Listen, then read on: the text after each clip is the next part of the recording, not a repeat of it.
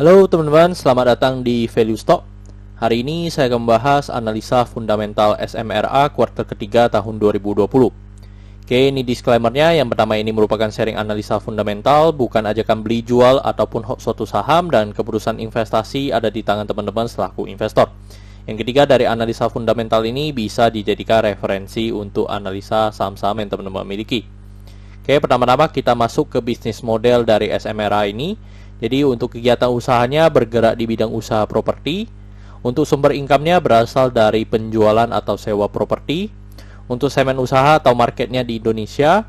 Terus terkait kasus hukum, saat saya melakukan analisa ini, saya tidak menemukan adanya kasus hukum yang terkait dengan SMRA.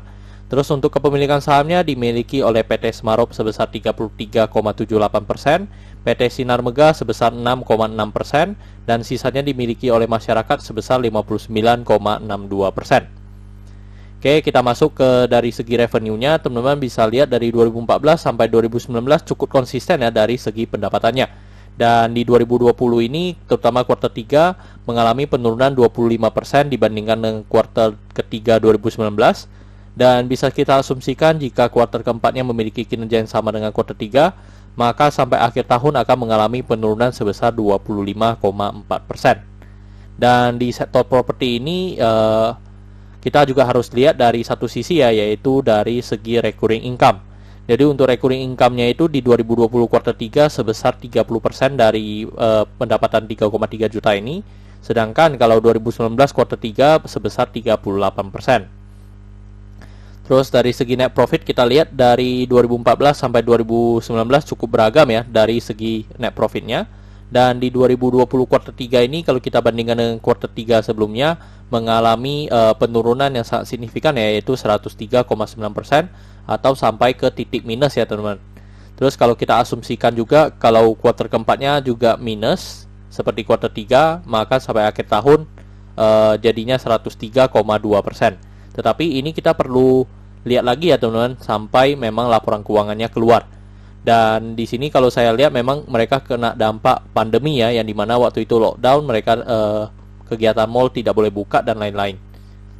Terus dari segi aset kita juga bisa lihat 2014 sampai 2020 cukup konsisten mengalami kenaikan, dan kenaikan 2019 dengan 2020 sebesar 2%.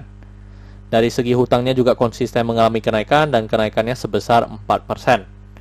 Terus dari segi modalnya juga konsisten mengalami kenaikan, tetapi di 2020 ini mengalami penurunan sedikit sebesar 1,1%.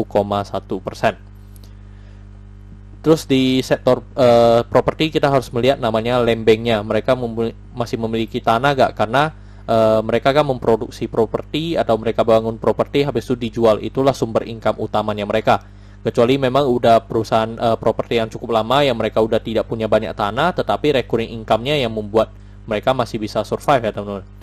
Terus kalau kita lihat dari lembengnya masih sebesar 2.200 hektar ya.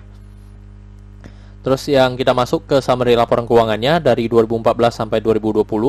Dan di sini saya akan banyak membahas tentang rasio keuangannya. Yang pertama adalah NPM. Jadi net profit margin untuk 2020 ini minus ya, karena tadi secara net profit juga minus, berarti NPM-nya juga minus. Jadi itu ini tidak bisa kita analisa. Tetapi kalau kita lihat secara rata-ratanya mungkin dari 2014 sampai 2019 mungkin kita bisa mendapatkan rata-rata untuk NPM ini sekitar 8% ya, 8 sampai 10% untuk dari segi NPM. Terus untuk EPS-nya karena ini jadinya minus tidak bisa kita analisa, jadi pernya juga tidak bisa kita analisa. Terus kita lanjut lagi dari segi book value-nya. Dari book value-nya sekarang di 646. Kalau kita bandingkan dengan harga sekarang di 805, maka kita bisa mendapatkan PBV-nya di 1,25 kali. Dan kalau kita bandingkan dengan sebelum-sebelumnya, memang untuk PBV ini sudah rata-rata di atas 1 ya teman-teman. Ya berarti ini juga bisa dikatakan harganya cukup premium ya. Terus untuk dari segi DER, untuk DER-nya sekarang di 1,68 kali. Dan kalau kita lihat secara histori, memang hanya di 2014 saja yang DER-nya masih di bawah 1. Sisanya DER-nya semua udah di atas 1. Terus dari segi ROE di minus 0,18 tidak bisa kita analisa, dan ROA-nya tidak bisa kita analisa. Oke teman-teman, saat saya melakukan video ini, harga untuk SMRA di 805, dan dari analisa fundamental saya bisa mendapatkan nilai intrinsiknya di sekitar 640. jadi memiliki margin of safety minus 20%. Oke teman-teman, ini kesimpulannya. Yang pertama dari produk dan jasa, saya berikan status oke karena perusahaan ini sudah cukup lama. Habis itu saya bisa melihat perusahaan ini mampu bertahan 5-10 tahun ya. Cuman di tahun ini memang karena force major atau karena pandemi itu yang membuat mereka mengalami kerugian. Terus dari segi GCG saya berikan status no karena tidak ada pemegang saham mayoritas. Terus yang kedua memang dari segi kasus hukum memang tidak ada ya. Jadi memang concernnya saya itu di pemegang saham mayoritas dulu. Jadi artinya gini teman-teman, bayangkan kalau teman-teman punya usaha, tetapi teman-teman kan nggak mungkin all out ya kalau perusahaan itu bukan miliknya sendiri. Tetapi kalau misalnya perusahaan ini milik sendiri dan memang perusahaan itu bagus, nggak mungkin dong teman-teman mau melepas saham yang teman-teman miliki. Terus dari segi revenue saya berikan status oke karena walaupun mengalami penurunan, tetapi penurunannya menurut saya masih tidak signifikan. Tetapi untuk secara net profit saya berikan status no karena sudah sampai negatif. Untuk aset saya berikan status oke karena naik.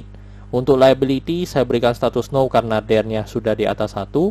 Untuk book value saya berikan status no karena harga jual sekarang juga sudah di atas harga book value-nya. Untuk secara sektor saya berikan status oke karena mereka masih punya land bank yang cukup besar. Untuk ROE saya berikan status no karena minus ya, negatif, tidak 9% atau di 2 kali bunga deposito yang saya anut. Untuk margin of safety saya berikan status no karena negatif. Untuk dividen saya berikan status oke karena selama 5 tahun terakhir masih cukup royal membagikan dividen kepada investornya. Kecuali di 2019 punya tidak dibagikan karena mungkin biasanya kan dibagikan di 2020, tetapi karena pandemi mungkin mereka menahan dulu ya. Oke teman-teman, jadi kesimpulannya adalah 5/11 dan pertanyaannya adalah apakah saya akan membeli saham SMRA ini. Untuk sementara saya tidak membeli saham SMRA ini ya teman-teman, karena secara valuasi maupun dari secara kriterianya ini masih 5/11 ya, masih tidak mencapai standarnya saya. Oke teman-teman, saya rasa cukup sekian untuk video kali ini. Jangan lupa untuk like dan subscribe. Jangan lupa juga untuk follow saya di Instagram saya di royken13. Dan jika teman-teman ada kode saham yang ingin saya buatkan analisa seperti ini, silakan tinggalkan di kolom komentar untuk kode sahamnya. Oke, see you in the next video. Bye-bye.